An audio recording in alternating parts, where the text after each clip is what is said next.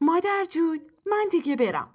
معلوم نیست شاهمیر کجا رفته، چسبیده به دوستاش. برو دخترم، وقتی که اومد گوششو میکشم. راستی یه چیز دیگه، شما هم با هوری و شاهمیر باید تشریف بیارید منزلمون. عمو شما و زنم هم تشریف بیارید. حتما میایم انشالله. تو هم حتما بیا، آخه دوست زن داداشمونی، تو هم جز خانواده‌مونی.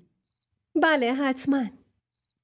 باشه مادر جون، با اجازه. برو به سلامت، مراقب خودت باش. ببین تو ساکت میوه، شیرینی، چند دست لباس و زیورالات گذاشتم. باشه، شاهمیر که اومد سلام منو بهش برسونی. خودش اومد. کجا رفته بودی نادون؟ سلام علیکم. سلام. مادر جان پیش دوستام بودم، ببخشید. امروز اومده بودن دیدن عروس، همه فامیل و کل روستا اومده بودن، همه سراغ تو گرفتن. بذار بره زن داداش، تو این مواقع دوستا و آشناها از این کارا میکنن. خدا شفاعت بده بابا، به جای دعوا با داماد نمیخواد که الکی ازش طرفداری کنی. خداحافظ. خداحافظ دخترم، خداحافظ، در پناه خدا. برو بدرقش کن. خب مادر جان به ما اجازه میدین؟ اجازه برای چی؟ بریم خونه دیگه. بازم حتما میاییم اینجا. یعنی اینجا خونه نیست؟ نه اینجا هم خونه است. نیوشا باید بره دانشگاه و اینکه شفیع هم صبح باید بره اداره. آره.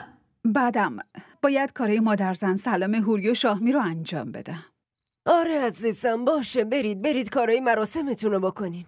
ولی یه چیزی هست، هوری صبح زود میاد، شبم با شاهمیر برمیگرده. من نمیذارم عروسم اونجا بمونه.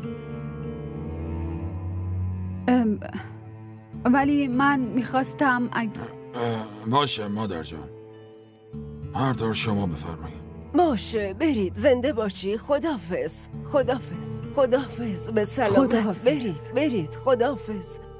خداحافظ دخترم، زنده باشی. خداحافظ دخترم.